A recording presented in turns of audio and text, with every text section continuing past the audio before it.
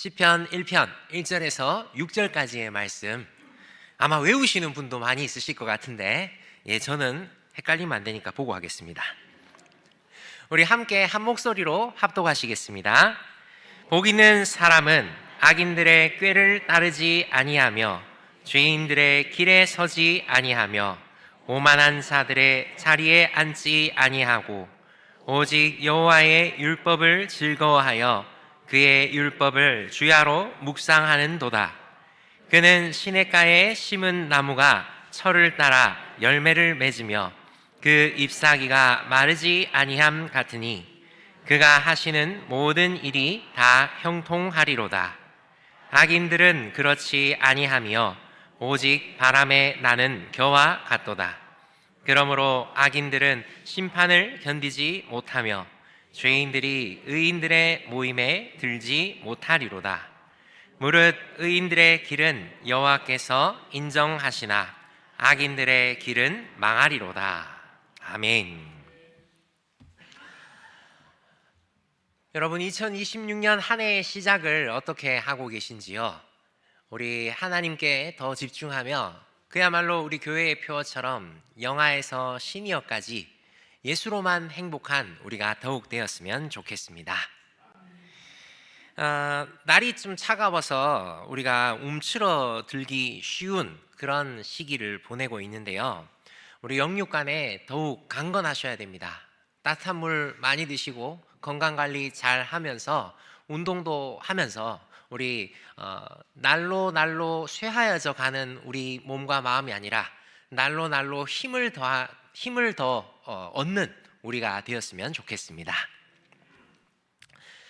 여러분, 저는 2026년에 시작을 하면서 이제 목표를 세웠습니다.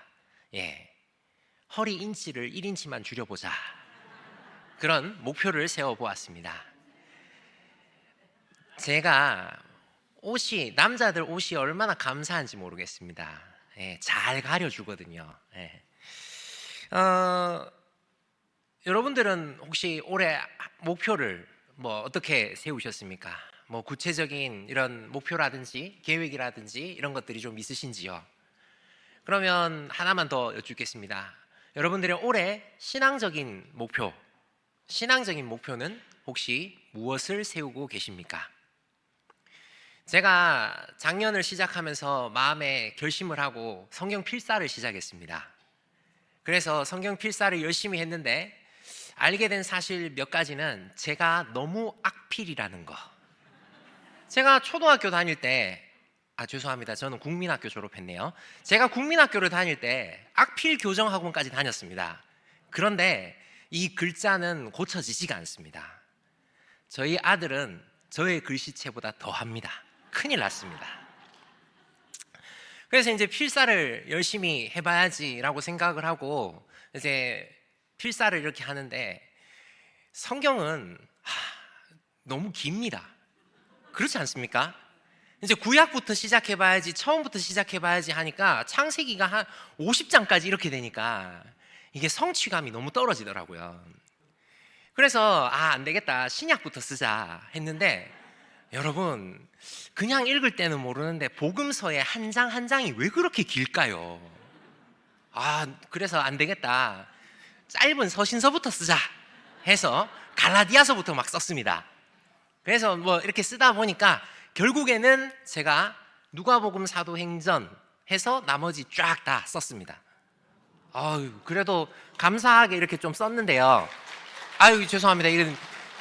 근데 보십시오. 저는 장난 아닙니까? 그 2주 전까지 전시되어 있던 그 성경 필사본들 보셨죠?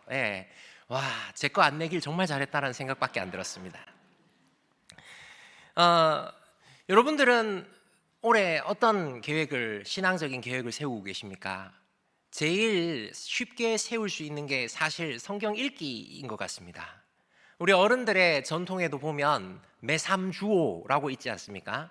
매일 3장, 주일에 5장. 그렇게 매삼주오로 읽으면 신구약 성경 한 번 하고 또 시편까지 한 번 더 읽을 수 있을 그 정도가 됩니다. 여러분들 그렇게 성경 읽기를 이렇게 결심을 하고 시작을 하시면 이렇게 잘 해나가시면 너무너무 좋은데 이 보통 새 마음과 새 뜻으로 창세기부터 펴시지 않습니까? 그러면 창세기는 그래도 이야기가 많아서 괜찮습니다. 창세기에 별명이 하나 있는데 족보의 책입니다. 그 족보가 한 번씩 나올 때마다 성경책을 덮고 싶긴 하지만 그 창세기니까 이렇게 넘어갈 수 있습니다. 그리고 스토리가 있는 족장들의 이야기를 지나서 출애굽기에 모세에 이르게 되면은 성경이 너무 재밌지 않습니까? 이게 되는데 이게 십계명을 받은 뒤부터가 문제입니다. 이게 너무 어렵죠. 율법을 받기 시작하면 이게 무슨 말인가 싶습니다. 근데 그 다음이 이 산인 줄 알았는데 더 큰 태산이 하나 기다리고 있습니다. 레위기. 여러분, 우스갯소리로 목사님들이 그런 얘기를 하십니다. 전쟁터에 나가서 청년이 이렇게 전쟁을 하다가 갑자기 총알을 팍 맞고 쓰러졌는데 갑자기 멀쩡하게 일어나는 겁니다.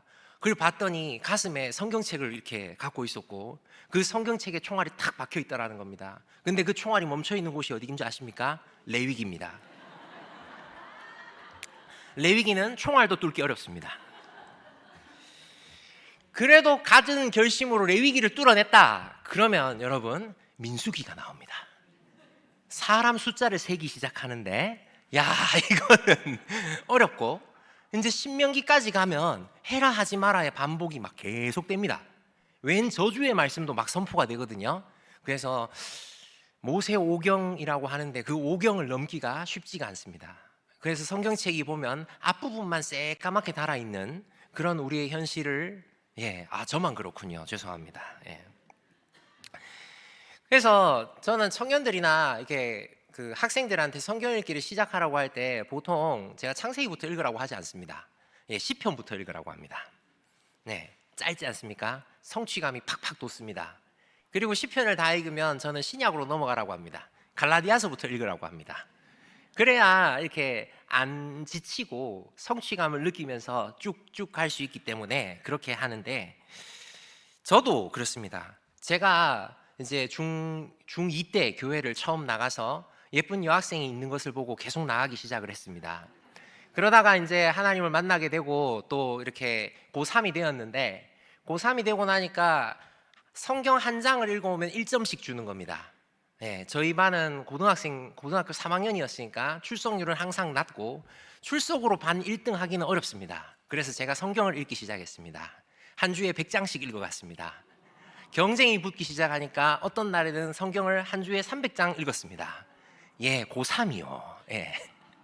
근데 하여튼 그렇게 시편부터 이렇게 읽기 시작하니까 너무 쉽게 읽어지기 시작했고, 한번 읽어지니까 굴러가는 돌은 더 빨라지지 않습니까? 그래서 이렇게 말씀을 더 가까이 하게 되었고 지금 현재 제가 이렇게 된 것 같습니다. 여러분, 오늘 제가 이 서론이 아주 긴데요, 그럴 수밖에 없습니다. 이 시편 1편 우리 성도님들 너무 잘 알고 계신 그런 본문 아닙니까? 설교자는 성도님들이 너무 잘 알고 계신 본문을 설교할 때 굉장한 어려움을 느낍니다. 그렇지만 마치 처음 듣는다는 듯이 우리 함께 새로운 마음으로 이 본문을 좀 보았으면 좋겠습니다. 1편을 살펴보기 전에 제가 시편 전체에 대한 이해를 좀 그림을 그려드리도록 하겠습니다. 시편은 총 150장 150편의 시로 구성되어 있습니다. 수많은 노래와 기도가 들어있는데요, 이 시편은 크게 5권으로 나누어집니다. 공부를 하기 싫어하시는 그런, 오늘 낮에 담임 목사님께서 언급하신 그런 분들 계시죠. 저도 실제로 그랬습니다만 공부가 싫었어요 하지만 이 성경 공부는 재밌습니다. 시편 1편부터 41편까지가 1권이고 42편에서 72편까지가 2권입니다. 그리고 1권과 2권은 다윗의 고백이 많이 들어가 있습니다. 다윗의 시입니다. 하나님이 자신의 백성들을 위해서 왕을 세우시는 것, 그리고 그 왕권을 받아서 다윗이 하나님 나라의 왕으로서 하나님 나라 백성을 어떻게 다스리고 어떻게 하나님께 찬양 드리고 기도해야 되는지가 잘 나와 있는 게 이 1권과 2권, 그러니까 시편 1편부터 72편까지의 주된 내용입니다. 그에 반해서 3권은 이제 73편부터 89편까지인데요, 이거는 주로 이스라엘이 망해서 포로로 잡혀갔을 때 쓰여진 시들이 많습니다. 그리고 4권에서는 이 포로 생활이 길어져서 그 긴 포로 생활 가운데서도 하나님께서 도우실 걸 기대하는 시들이 쓰여져 있고요. 또 5권에서는 하나님께서 믿는 자들을 향해 베푸실 놀라운 은혜들, 그런 기대하는 시들이 주로 나옵니다. 그 중에 오늘 시편 1편이고 시편 1편의 핵심적인 핵심적인 시작은 바로 이와 같습니다. 1편 1절입니다. 복 있는 사람은 악인들의 꾀를 따르지 아니하며 죄인들의 길에 서지 아니하며 오만한 자들의 자리에 앉지 아니하고, 바로 복 있는 사람은입니다. 이 시편 1편의 주제이기도 하고요, 시편 1권의 주제이기도 합니다. 그리고 시편 전체의 핵심 주제이기도 합니다. 복 있는 사람은, 그 복 있는 사람이 과연 어떤 사람인가라고 이야기를 하는 것이죠. 복 있는 사람은 이라고 하면서 로또에 맞은 사람이라고 이야기하지 않습니다. 명예를 가진 사람이라고 말하지 않습니다. 돈을 많이 가지거나 자손이 많다거나 부유하다거나 명이 긴 사람이라고 이야기하지 않습니다. 복 있는 사람은 어떤 사람인가? 악인들의 꾀를 따르지 않고 죄인들의 길에 서지 않으며 오만한 자들의 자리에 앉지 않는 사람, 이 사람이 복 있는 사람이라고 말하면서 2절에 오직 여호와의 율법을 즐거워하여 그의 율법을 주야로 묵상하는도다. 그 복 있는 사람이 여호와의 율법을 즐거워하고 그 율법을 주야로 묵상, 읊조린다, 부른다라고, 읽는다라고 말하는 것이죠. 여호와의 율법, 여호와의 말씀을 즐거워하며 그 말씀에 충실하기로 헌신하는 이, 충실하기로 결심하는 이가 복 있는 사람입니다. 시편 1권, 시편 전체, 성경을 읽으면서 우리는 이것을 머릿속에 집어넣고 시작을 해야 됩니다. 우리는 성경을 읽는 게 어떤 결심 때문이나 다른 사람의 시선 때문이나 혹은 뭔가 이 성경을 읽으면서 신비한 능력을 얻기 위함이 아닙니다. 복 있는 사람은 이 율법을 즐거워하며 말씀을 즐거워하며 그 말씀을 주야로 읽는, 그 말씀에 충실하기로 한 사람이 복 있는 사람이다라는 이 사실을 우리가 계속 기억해야 하는 것이죠. 그러면서 이 시편의 기자는 이 1편의 말씀을 통해서 더 풍성한 말씀의 은혜를 누리라고 권면하는데, 바로 3절에, 그러니까 이 풍성함, 어떤 풍성함이냐 이렇게 비유로 가르쳐 줍니다. 우리 3절을 같이 한번 읽어볼까요? 1편 3절입니다. 그는 시냇가에 심은 나무가 철을 따라 열매를 맺으며 그 잎사귀가 마르지 아니함 같으니 그가 하는 모든 일이 다 형통하리로다. 아멘. 형통을 누리시는 우리가 되기를 바랍니다. 한 번만 더 인사해 볼까요? 주변을 보시면서 형통을 누립시다. 말씀의 형통을 누립시다. 여러분, 식물계의 저승사자인 저도 잘 알고 있습니다. 식물이 잘 자라기 위해서는 물이 필요하고 햇빛이 필요하며 바람이 필요하다는 걸. 그러니까 시냇가에 심은 나무라는 말 자체는 그냥 배경 자체를 생각하지 않아도 알 수 있는 것입니다. 단순히 나무가 살아있는 것을 넘어서 열매를 맺고 그 잎사귀도 마르지 않는 정도면 그야말로 생각할 수 있는 가장 큰 풍성함입니다. 당시에 생각할 수 없는 형통이죠. 사막, 광야의 기후에서 생각할 수 없는 그런 형통이 시냇가에 심은 나무가 과실을 맺고 잎사귀가 푸르른 것, 그겁니다. 그런데 여러분, 악인들은 어떠냐라고 대조하면서 이 형통에 대해서 강조를 하는데, 악인들은 어떻습니까? 오직 바람에 나는 겨와 같습니다. 날라댕기는 지푸라기입니다. 의미도 없고 쓸데도 없습니다. 형통이라고는 아예 찾을 수가 없는 거죠.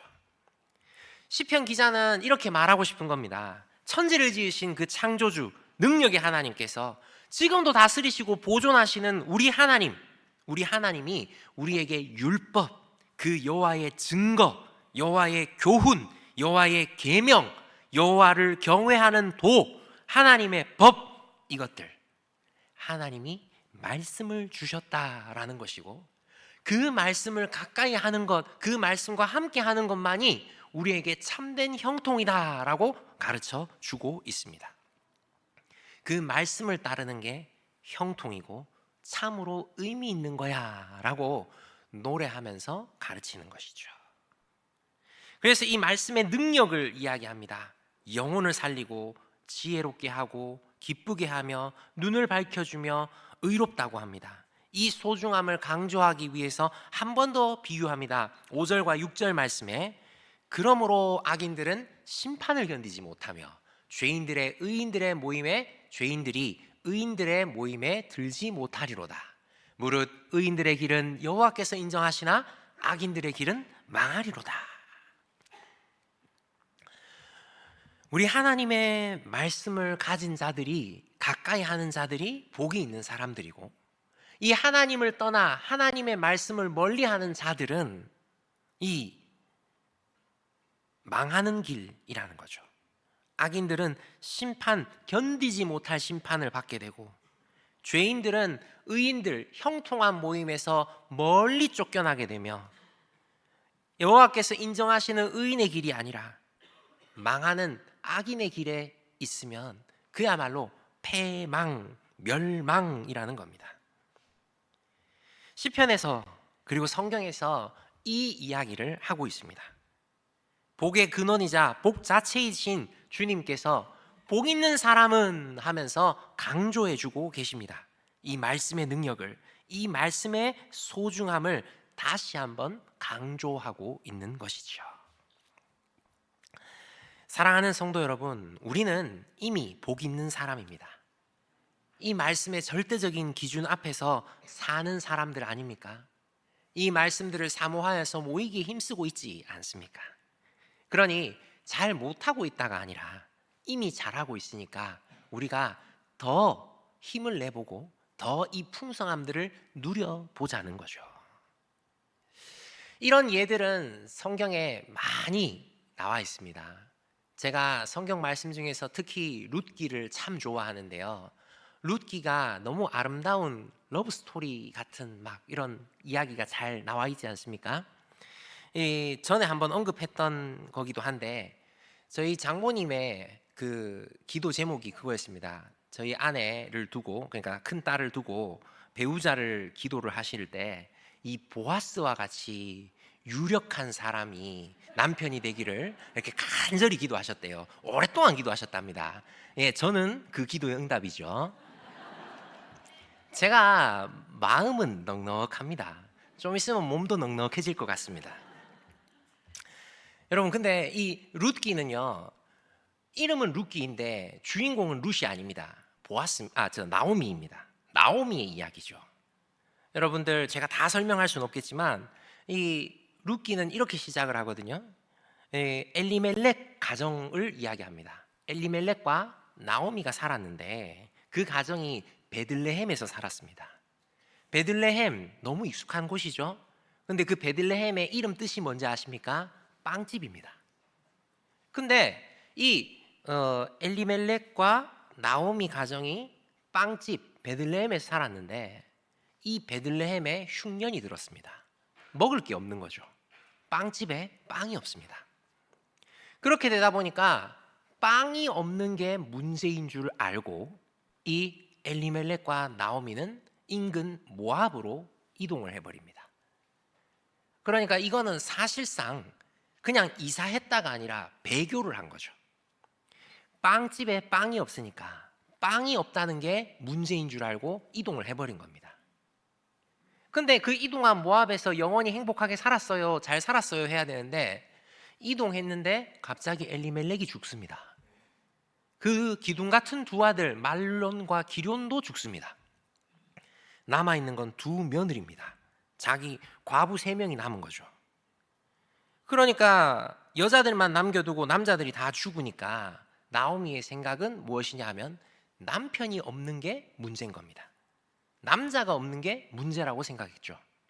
그래서 그 며느리들을 불러놓고 뭐라고 얘기하냐 하면 네 살 길들을 찾아가라. 너희가 아직 젊으니까 남자들을 찾아가라 라고 합니다.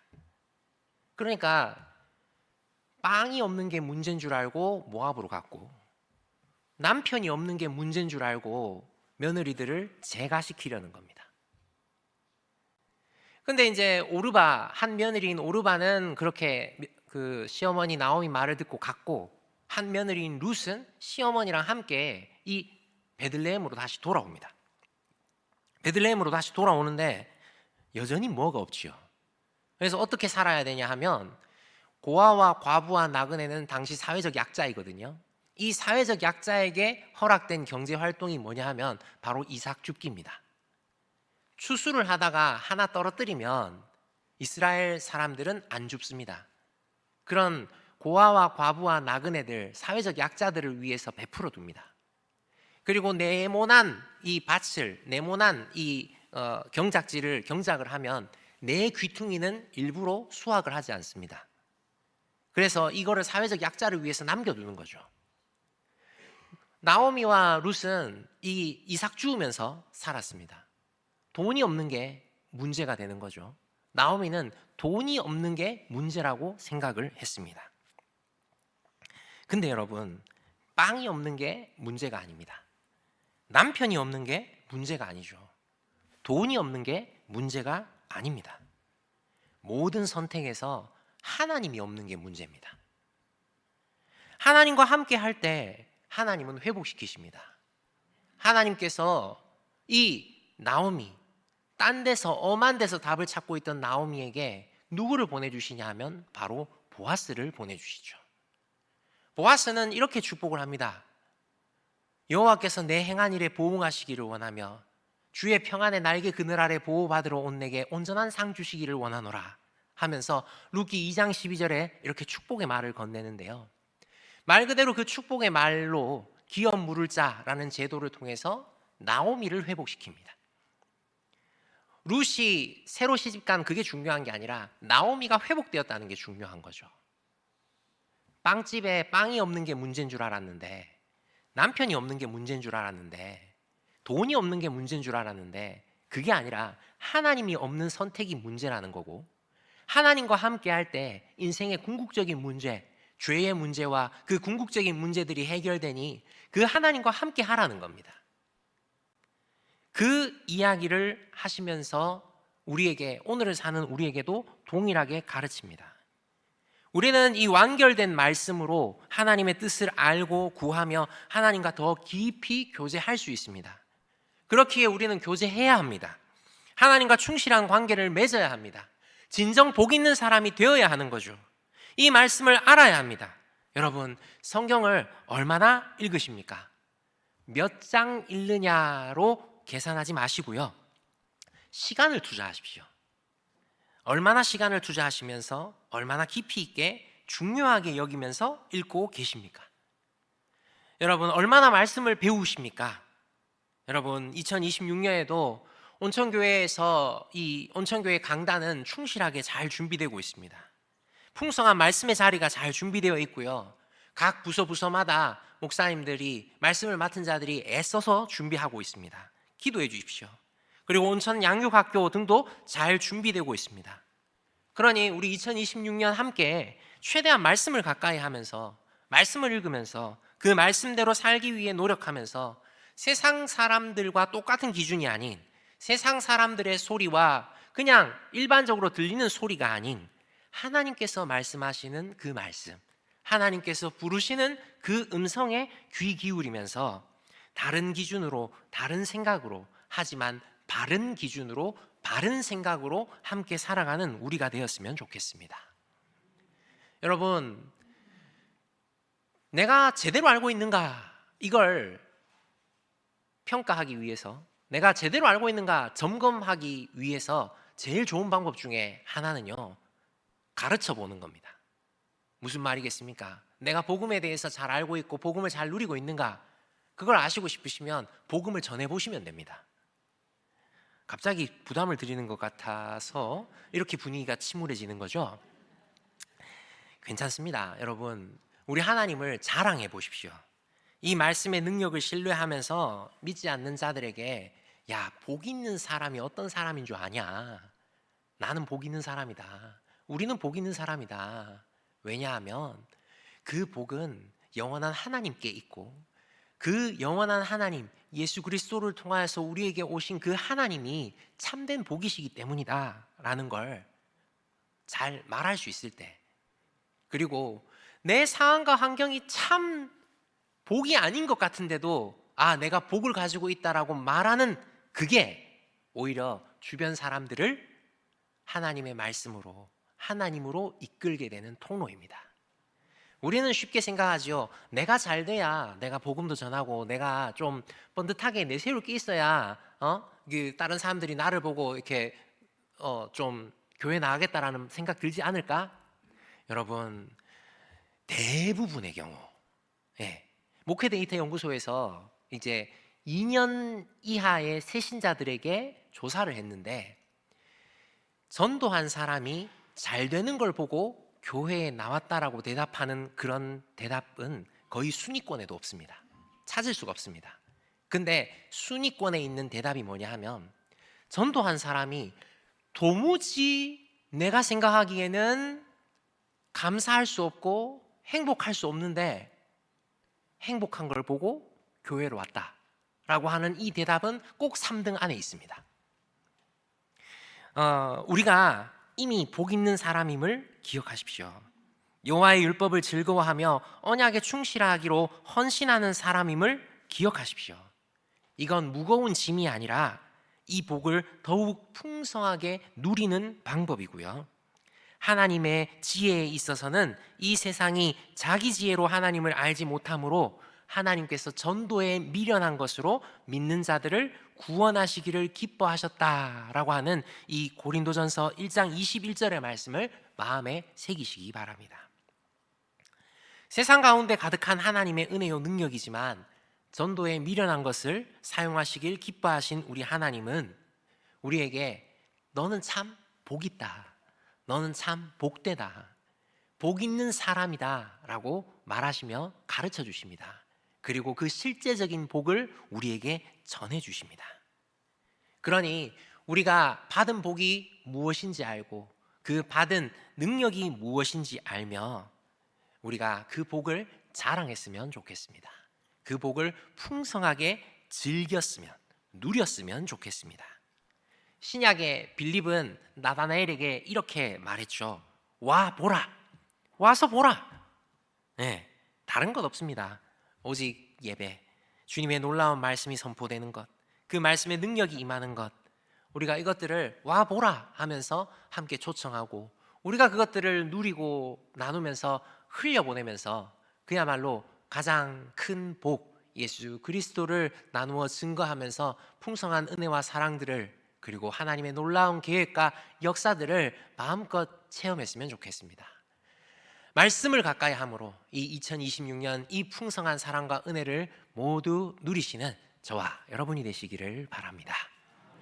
우리 같이 한번 기도할까요? 우리 같이 한번 기도하실 때 나의 반석이요 나의 구원자이신 하나님, 우리가 그 하나님의 말씀을 가까이 함으로 그 하나님을 더 사랑함으로 참으로 복 있는 사람, 참으로 그 복을 풍성하게 누리는 사람 되게 해주십시오 하고 우리 주여 크게 부르며 함께 기도하도록 하겠습니다. 주여, 사랑과 은혜가 풍성하신 하나님 감사를 드립니다. 감사를 드립니다. 주님, 우리 복 있다고 선포해 주시는 그 하나님, 우리가 복 있는 사람임을 다시 한번 고백합니다. 하나님 아버지, 그 말씀을 즐거워하며 그 말씀을 가까이 하며 그 말씀을 통하여서 하나님과 깊이 관계 맺음으로 참으로 복 있는, 참으로 복이신 그 예수 그리스도를 누리는 사람, 예수 그리스도를 자랑하는 우리가 더욱 되게 하여 주시고, 하나님 아버지, 참으로 생명의 길, 좁고 협착하여 찾는 이가 적은 길이지만 참으로 생명의 길을 힘있게 함께 갈 수 있는 우리 모든 공동체, 우리 모든 하나님 아버지 온천교회 성도들 더욱 되도록 주님